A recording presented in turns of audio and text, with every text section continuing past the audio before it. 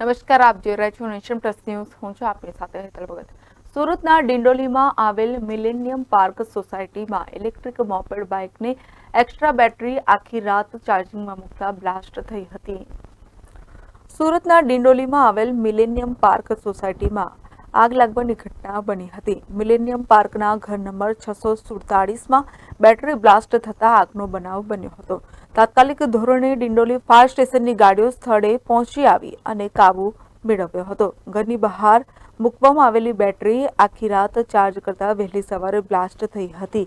આ આગના બનાવને લઈને તાત્કાલિક ધોરણે એમ્બ્યુલન્સ અને પોલીસની ગાડી પણ ઘટનાસ્થળે આવી પહોંચી હતી. સદનસીબે આ ઘટનામાં કોઈ જાનહાનિ થઈ નથી. Bureau report, nation plus news, Surat.